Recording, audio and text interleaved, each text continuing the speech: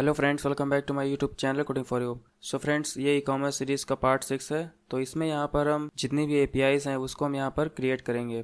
तो previous videos में हमने यहाँ पर लॉगिन और साइनअप एपीआई को क्रिएट किया था।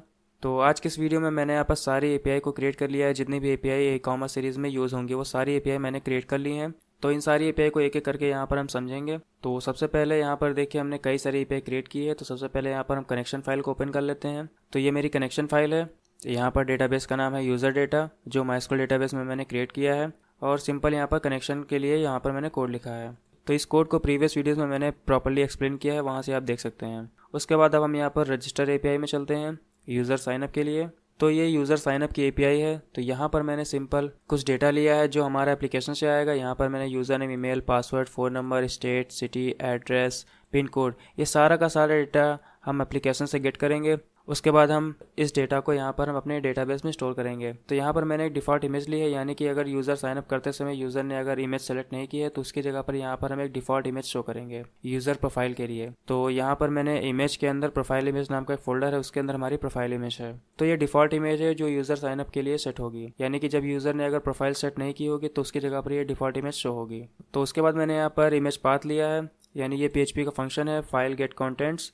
और यहाँ पर मैंने इमेज को गेट कर लिया, यानी जिस भी फोल्डर में इमेज है इस नाम से उस इमेज को मैंने यहाँ पर गेट कर लिया है। उसके बाद मैंने इस इमेज को बेस 64 में इनकोड किया है। यहाँ पर मैंने फंक्शन यूज़ किया है बेस 64 इनकोड। तो इससे जो भी इमेज हमारी है वो बेस 64 में इनकोड हो जाएगी। उसके बाद मैंने यहाँ पर इमेज का नाम चेंज किया है। तो जो भी नया यूज़र रजिस्टर करेगा उसका जो भी ईमेल होगा उसके नाम से यहाँ पर प्रोफाइल इमेज सेट होगी। तो यहाँ पर देखिए जितने भी यूज़र हैं उन सभी के ईमेल से यहाँ पर प्रोफाइल इमेज सेट हो रही है। इसके लिए मैंने यहाँ पर जो भी यूज़र का ईमेल है उसको मैंने इस प्रोफाइल इमेज से कॉन्कैटिनेट कर दिया है। उसके बाद यहाँ पर PHP का एक फंक्शन है फाइल पुट कंटेंट्स। इसमें मैंने यहाँ पर 2 आर्गुमेंट दिए हैं। सबसे पहला आर्गुमेंट हमारी फाइल का नाम क्या रहेगा। तो यहाँ पर IMG फोल्डर के अंदर प्रोफाइल इमेज के अंदर जो भी फाइल का नाम है उसको यहाँ पर हमने स्टोर कर दिया है। उसके बाद जो भी हमारी इमेज है उसको मैंने यहाँ पर डिकोड कर लिया है बेस 64 में। तो यहाँ पर मैंने इमेज को इनकोड किया था और यहाँ पर मैंने इमेज को डिकोड किया है। तो डिकोड करने के बाद जो भी हमारी इमेज होगी उसको हम इस फोल्डर के अंदर सेट कर देंगे। तो ये हमारा फोल्डर है, इसके अंदर यहाँ पर हमने सेट कर दिया है ईमेल से। उसके बाद मैंने यहाँ पर सेलेक्ट की क्वेरी लगाई, यानी सबसे पहले मैंने चेक किया है कि जो यूज़र ने ईमेल डाला है उससे अगर रिलेटेड कोई भी डेटाबेस में डेटा एग्जिस्ट करता है तो उसको यहाँ पर हम रजिस्टर नहीं करेंगे।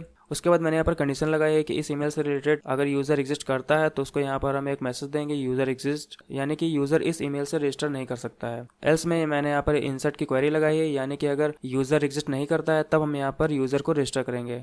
तो मैंने यहाँ पर इंसर्ट की क्वेरी लगाई है और इसमें यहाँ पर हमने टेबल में जितना भी डेटा है उसको यहाँ पर मैंने स्टोर कर दिया है। उसके बाद मैंने यहाँ पर क्वेरी लगाई है, अगर ये क्वेरी फायर हो जाती है तो यानी कि यूज़र साइनअप हो गया है। एल्स में यहाँ पर हम एक मैसेज देंगे रजिस्टर फेल। और लास्ट में हमने यहाँ पर जो भी रिस्पांस आएगा उसको यहाँ पर हमने इनकोड कर दिया है। तो ये साइनअप की एपीआई है। तो अब हम यहाँ पर लॉगिन की एपीआई में चलते हैं।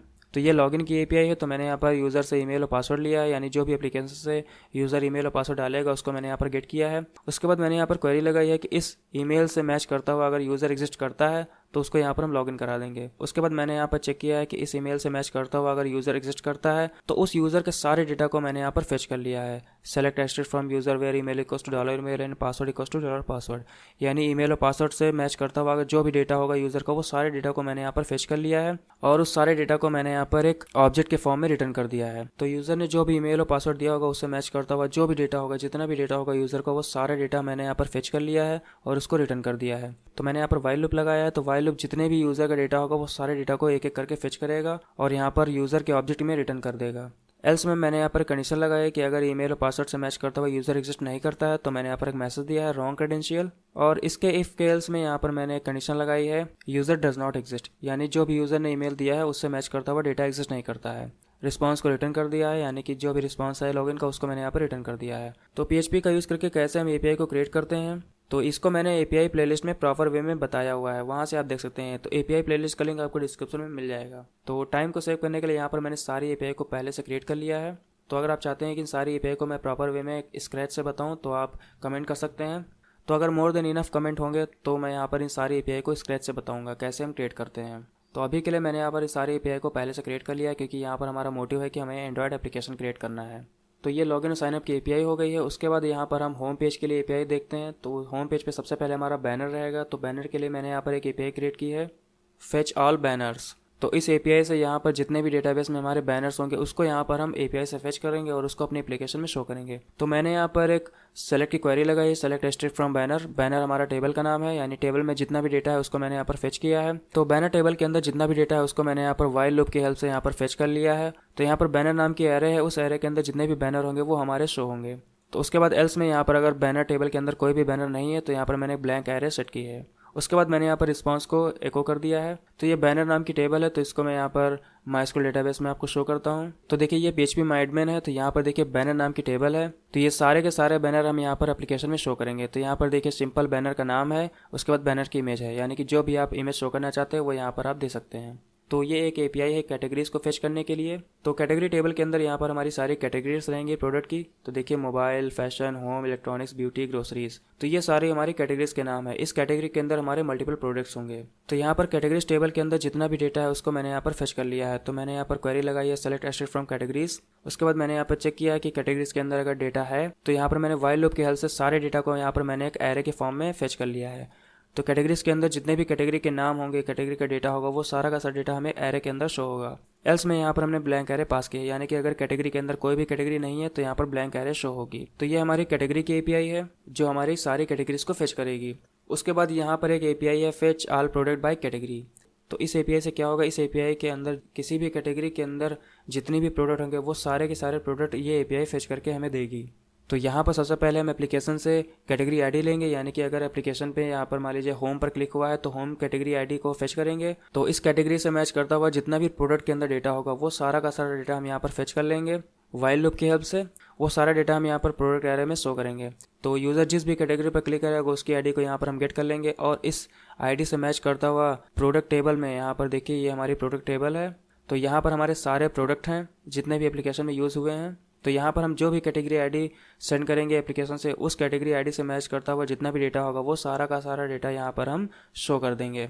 तो बेसिकली एप्लीकेशन से जो भी हमारा कैटेगरी आईडी आएगी उस कैटेगरी आईडी से मैच करता हुआ जो भी डेटा होगा प्रोडक्ट टेबल में वो सारा का सारा डेटा यहाँ पर हम प्रोडक्ट एरे में शो कर देंगे। उसके बाद मैंने यहाँ पर एक एपीआई बनाई है फेच ऑल प्रोडक्ट। तो ये एपीआई क्या करेगी, ये एपीआई सारा का सारा डेटा हमें फेच करेगी, यानी प्रोडक्ट टेबल में जितना भी डेटा होगा सारा का सारा डेटा हमें शो करेगी। तो इस एपीआई में यहाँ पर हम एप्लीकेशन से टैग नाम का डेटा गेट करेंगे। तो अगर हम किसी प्रोडक्ट को सर्च नहीं करते हैं तो सारा का सारा प्रोडक्ट का डेटा हमें शो होगा, और अगर हम प्रोडक्ट को सर्च करते हैं तो जो भी हमारा टैग आएगा, यानी जो भी सर्च क्वेरी आएगी उस सर्च क्वेरी के अकॉर्डिंग यहाँ पर हम प्रोडक्ट को शो करेंगे। तो टैग में यहाँ पर जो भी सर्च क्वेरी आएगी उसके बेसिस पे मैंने यहाँ पर कंडीशन लगाई है if not is set underscore tag, यानी कि अगर यूज़र सर्च नहीं कर रहा है, यानी कि यूज़र किसी प्रोडक्ट को सर्च नहीं किया है तो प्रोडक्ट टेबल के अंदर जितना भी डेटा होगा उसको यहाँ पर हम फेच कर लेंगे। और अगर यहाँ पर एल्स में यहाँ पर अगर यूज़र प्रोडक्ट को सर्च कर रहा है, मान लीजिए उसके टाइटल से या उसके नेम से सर्च कर रहा है, तो टैग में जो भी डेटा होगा, यानी टैग में जो भी क्वेरी होगी उस क्वेरी के अकॉर्डिंग यहाँ पर प्रोडक्ट टेबल में जो भी डेटा होगा उसको यहाँ पर हम फेच कर रहे हैं। तो देखिए मैंने यहाँ पर कंडीशन लगाई है select asterisk from product where name like, यानी कि प्रोडक्ट का नेम लाइक किसकी तरह हो, परसेंटेज डॉलर टैग, यानी कि डॉलर टैग की तरह जो भी डेटा होगा, यानी डॉलर टैग में जो भी क्वेरी आएगी उस क्वेरी से मैच करता हुआ जितना भी प्रोडक्ट का डेटा होगा वो सारा का सारा डेटा यहाँ पर हम फेच कर रहे हैं। तो मान लीजिए मैंने यहाँ पर रेडमी मोबाइल सर्च किया है, तो रेडमी से मैच करता हुआ जितना भी डेटा होगा वो सारा का सारा डेटा यहाँ पर हमें शो होगा। इस प्रोडक्ट एरे में सारा का सारा डेटा हमें शो होगा। तो आई होप आपको ये एपीआई समझ में आ गए होगी कि एपीआई कैसे वर्क कर रही है। तो अब हम इस सारी एपीआई को यहाँ पर हम एक पोस्टमैन में हिट करके देखते हैं, तब आपको बेटर वे में समझ में आएगा। तो यहाँ पर सबसे पहले हम बैनर्स की एपीआई को हिट कर लेते हैं। तो इसको यहाँ पर हम हिट करते हैं। सो देखिए ये बैनर एपीआई का रिस्पॉन्स है। तो देखिए यहाँ पर कोड 200 है और बैनर नाम की एरे है। उस एरे के अंदर हमारे 4 बैनर थे। तो यहाँ पर देखिए 4 ऑब्जेक्ट यहाँ पर आपको शो हो रहे हैं। हर एक ऑब्जेक्ट में यहाँ पर बैनर का नाम है, बैनर की इमेज है और बैनर की आईडी है। तो इन बैनर्स को यहाँ पर हम एप्लीकेशन में शो करेंगे। तो देखिए ये कैटेगरी की एपीआई है, तो इसको यहाँ पर हम हिट करते हैं। तो देखिए यहाँ पर कैटेगरी नाम की एरे है। इस एरे के अंदर हमारे मल्टीपल कैटेगरीज ऑब्जेक्ट हैं। तो जितनी भी टेबल में डेटा है वो सारा का सारा डेटा यहाँ पर शो हो रहा है, यानी कि जितनी भी कैटेगरीज मैंने यहाँ पर कैटेगरी टेबल में क्रिएट की हैं वो सारी यहाँ पर आपको इस एरे के अंदर शो हो रही हैं। तो ये एपीआई है fetch all product by category. तो इस यहाँ पर हम कैटेगरी आईडी पास करेंगे। तो इसको यहाँ पर हम हिट करेंगे। तो देखिए यहाँ पर मैंने कैटेगरी आईडी 1 पास की है और इस 1 से रिलेटेड जितना भी ये डेटा है वो यहाँ पर शो हो रहा है। तो देखिए जिस भी प्रोडक्ट की कैटेगरी आईडी 1 होगी उसका डेटा यहाँ पर आपको शो होगा। देखिए यहाँ पर कैटेगरी आईडी 1 है, यहाँ पर भी कैटेगरी आईडी 1 है। तो मान लीजिए यहाँ पर हम कैटेगरी आईडी 3 पास करते हैं। तो यहाँ पर जिसकी भी कैटेगरी आईडी 3 होगी उसका डेटा यहाँ पर आपको शो होगा। तो देखिए कैटेगरी आईडी 3, इसकी भी कैटेगरी आईडी 3 है। तो कैटेगरी आईडी 3 से मैच करते हुए यहाँ पर 2 प्रोडक्ट हैं, उनके डेटा यहाँ पर आपको शो हो रहे हैं। तो उसके बाद यहाँ पर हम फेच ऑल प्रोडक्ट को हिट कर लेते हैं। तो ये हमारा डेटा है फेच ऑल प्रोडक्ट। तो देखिए ये फेच ऑल प्रोडक्ट की एपीआई है, तो यहाँ पर एक पैरामीटर आ रहा है टैग। तो अगर हम टैग को सेंड करेंगे तो उससे मैच करता डेटा आएगा। अगर हम टैग को ब्लैंक सेंड करेंगे यानी टैग को हम सेंड नहीं करेंगे तो सारा का सारा डेटा यहाँ पर हमें शो होगा। तो देखिए अभी के लिए यहाँ पर हम टैग को रिमूव कर देते हैं, यानी कि हमें सारा का सारा डेटा यहाँ पर शो होगा। तो देखिए प्रोडक्ट टेबल के अंदर जितना भी डेटा है वो सारा का सारा डेटा यहाँ पर आपको शो हो रहा है, क्योंकि मैंने यहाँ पर कोई भी क्वेरी सेंड नहीं की है, तो इसीलिए यहाँ पर सारा का सारा प्रोडक्ट यहाँ पर आपको शो हो रहा है। तो अगर हम यहाँ पर इस टैग को सेंड कर देते हैं, यहाँ पर मान लीजिए हम आइटल सेंड कर देते हैं, तो देखिए यहाँ पर नेम में यहाँ पर आइटल आ रहा है, तो आइटल से मैच करता हुआ जितना भी प्रोडक्ट होगा टेबल में वो सारा का सारा यहाँ पर आपको शो होगा।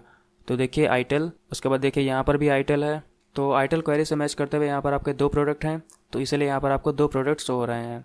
तो अगर हम यहाँ पर रेडमी पास करते हैं तो देखिए यहाँ पर नेम में रेडमी आ रहा है, तो रेडमी से मैच करते हुए जितने भी डेटा होंगे वो यहाँ पर आपको शो होंगे। तो रेडमी नाम से सिर्फ एक ही मोबाइल है, इसीलिए यहाँ पर आपको एक डेटा शो हो रहा है। तो आप चाहें तो टेबल में भी देख सकते हैं, देखिए रेडमी से मैच करता हुआ सिर्फ एक ही डेटा है, इसलिए यहाँ पर एक ही ऑब्जेक्ट शो हो रहा था। तो आई होप आपको समझ में आ गया होगा कैसे ये एपीआई वर्क कर रही हैं।